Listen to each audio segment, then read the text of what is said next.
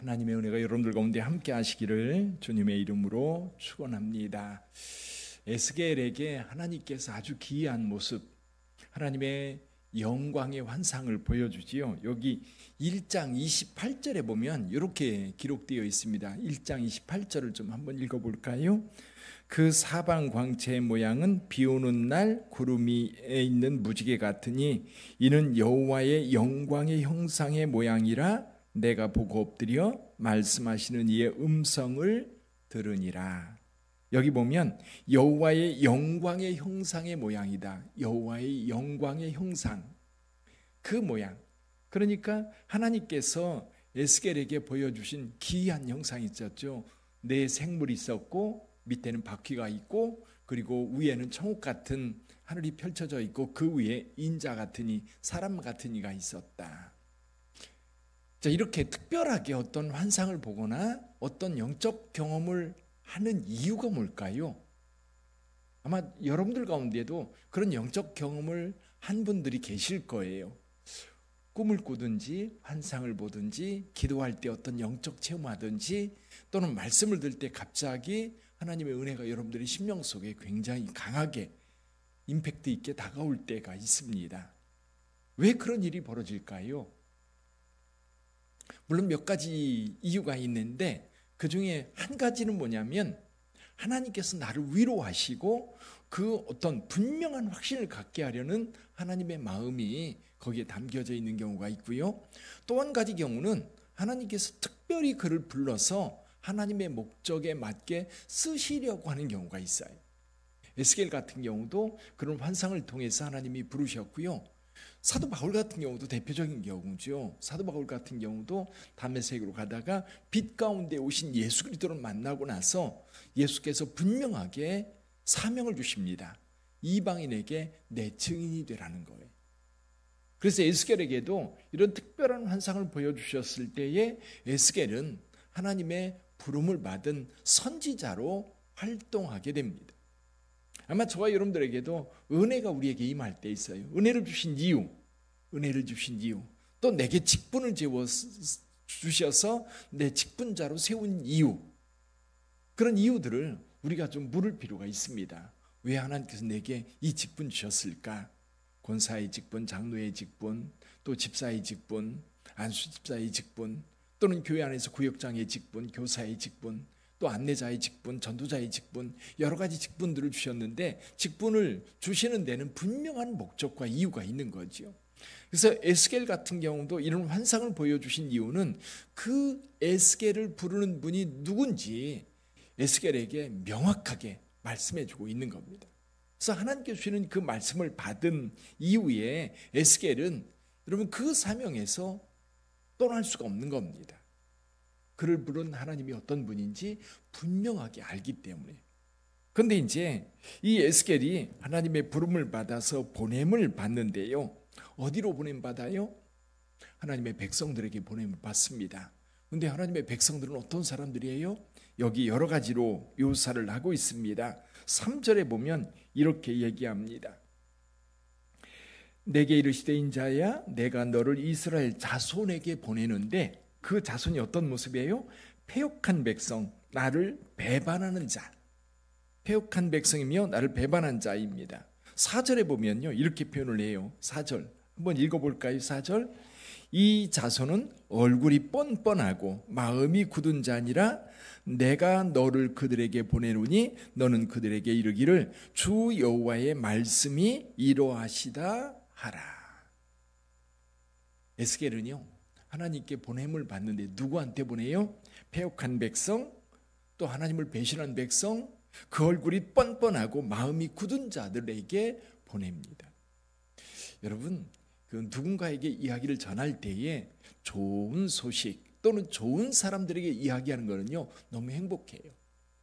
너무 행복해요. 좋은 사람들에게 우리 하나님께서 우리에게 이런 은혜를 주셨어. 우리 하나님께 이런 축복을 주셨어. 이번에 너 대학 합격했어. 이번에 너 직장에 합격했어. 그런 좋은 소식이 들려지고 그리고 좋은 사람들에게 이 메시지를 전하는 것은 참 행복한 일이죠. 근데 여기 오늘 본문의 말씀에 보면 이렇게 뻔뻔하고 마음이 굳어있고 패역한 백성들에게 하나님께서 그들에게 하나님의 말씀을 전하는 겁니다. 근데 그 내용도요, 여러분 굉장히 힘든 내용이에요. 10절을 한번 볼까요? 10절 같이 읽어봅니다. 내가 그것을 내 앞에 펴시니 그 안팎에 글이 있는데 그 위에 뭐가 있어요? 애가와 애곡과 재앙의 말이 기록되었더라. 여러분, 선지자의 사명, 지금 남유다가 멸망의 위기 가운데 있는 상황입니다. 그래서 그 백성들에게 하나님의 말씀을 전하는데 그 말씀의 내용이 여기 애가, 애곡, 그리고 재앙의 말들을 전해야 되는 겁니다. 근데 그 대상자들 이런 거지요. 예를 들면 뭐 굉장히 험악하고 악한 사람이 있는데 그 악한 사람에게 널 벌 받을 거야. 그럼 어떻게 돼요? 그 사람이 화가 나가지고 그 말을 전하는 사람을 아마 해롭게 할 겁니다. 여기 에스겔도 마찬가지예요. 그들에게 복음을 전하는 것, 아니 복음이 아니지요. 그들에게 이 재앙을 전하는 것, 에스겔에게는 너무 힘든데 하나님께서도 그걸 인정해 주셔요. 이 일이 얼마나 힘들고 고통스러운 일인지. 6절에 보면 이렇게 표현을 하고 있습니다. 인자야 너는 비록 가시와 찔레와 함께 있으며 전갈 가운데 거주할지라도. 지금 이 사명을 가지고 가는 것이 이 전갈 가운데 가시와 찔레 가운데 가는 것과 같다. 그래서 그 백성들이 에스겔이 하나님의 말씀을 전하면 끊임없이 찌르고 끊임없이 해롭게 하고 끊임없이 아마 에스겔을 향해서 비난하고 욕하고 해롭게 하고 구박하고 그럴 겁니다. 그러면서 하나님께서 에스겔에게 이렇게 얘기합니다. 그들의 말을 두려워하지 말지어다. 그들은 패역한 족속이라도 그 말을 두려워하지 말며 그 얼굴을 무수하지 마라. 너는 그들과 같이 패역한 자가 되지 말고 하나님의 말씀을 전해라. 그래서 생각해 봤어요. 에스겔 얼마나 힘든 시대에 살았을까. 에레미야 비슷한 시대, 에스겔보다는 조금 일찍 이제 몇십 년 일찍 하나님의 말씀을 전하기 시작했는데 지금 에스겔이 이 말씀을 선포할 때에 여전히 에레미야도 예루살렘에서 활동하고 있었어요. 에스겔은 지금 바벨론에 있습니다. 에레미야는 지금 예루살렘에 있습니다. 근데 에레미야는요, 에레미야 20장에 보면 이런 말씀을 해요. 20장 7절부터 9절까지 말씀 제가 읽어드립니다. 여호와여 주께서 나를 권유하심으로 내가 그 권유를 받아 싸우며 주께서 나보다 강하사 이기셨으므로 내가 조롱거리가 되니 사람마다 종일토록 나를 조롱하나이다. 그래서 에레미야는 이렇게 고백해요. 내게 이 일을 시킨 분이 누구예요? 하나님이십니다. 힘 있는 하나님이다 보니까 하나님께 거역할 수가 없는 거예요. 왜? 하나님은 힘 있는 분이고 하나님이 밀어붙이는데 내가 그 하나님의 능력, 그는 하나님의 힘에서 벗어날 수가 없다는 겁니다.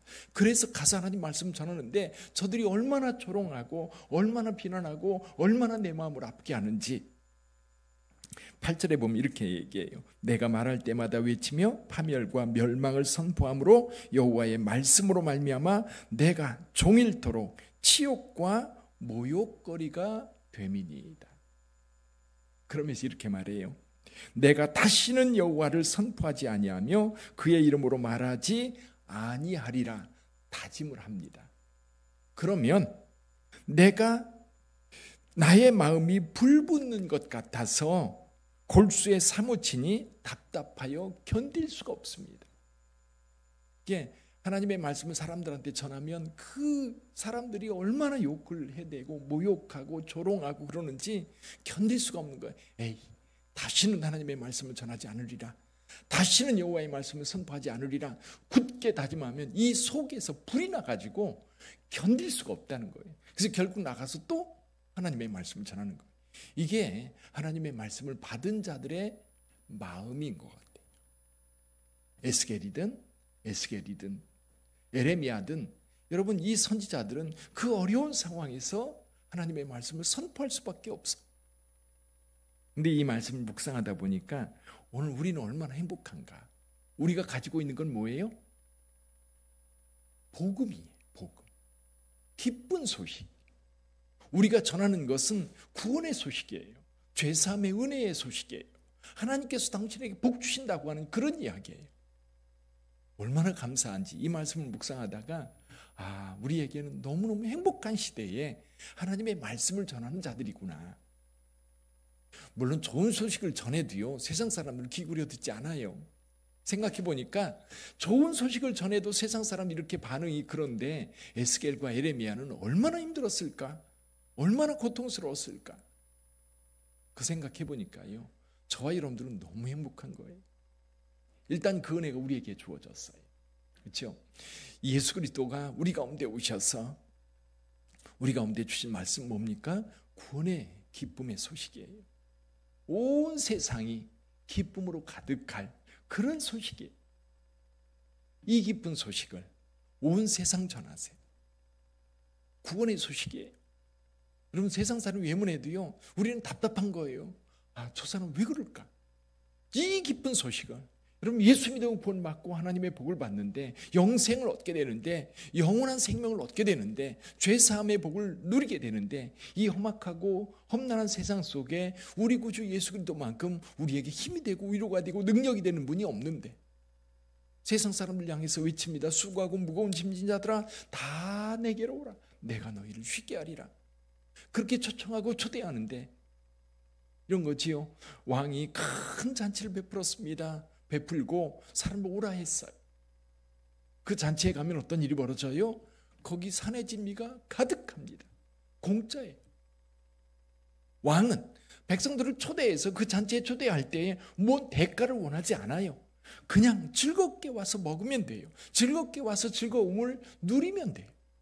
근데 사람은 뭐라고 얘기해요? 나 땅 샀는데 그것도 갈러 가야 돼. 나 장가 들었으니까 나 거기 못 가. 여러 가지로 핑계대면서 그 은혜의 자리를 외면하는 것이 오늘의 현실이에요. 오늘의 현실. 에스겔 시대에 에레미야 시대를 생각해 보면 우리 시대는 정말 행복한 시대입니다. 여러분, 정치적으로 어지러운 것 같지만요, 여러분, 우리 너무너무 행복한 시대에 살고 있어요. 정치권은 또 해결해 갈 거예요. 너무 마음 쓰지 마세요. 뉴스 보면서 막 열받지 마시고요, 하나님 앞에 기도하세요. 잘 될 겁니다. 그러면서 또 하나님께서 우리나라에, 우리 가정에, 우리 자녀들에게 주신 복을 생각해 보세요. 얼마나 풍요롭고 얼마나 넉넉하고 얼마나 기쁨이 있는, 그래서 저와 여러분들이 가지고 있는 것은요, 복음이에요. 복음, 기쁨의 소식. 그래서 에스겔 시대에 받았던 그 하나님의 메시지는 전하는 자가 그렇게 고통스럽게 전할 수밖에 없는 상황이지만, 오늘날 우리가 받은 메시지, 우리가 가지고 있는 이 복음은 세상을 살리는 복음, 행복을 전하는 복음. 그래서 우리는 행복의 통로자가 되어야 되는 거죠. 복의 통로. 그래서 저와 여러분들 통해 세상이 복을 받는 것을 보면서 우리도 기쁘고 하나님도 기쁘고 우리도 행복하고 그들도 행복하고.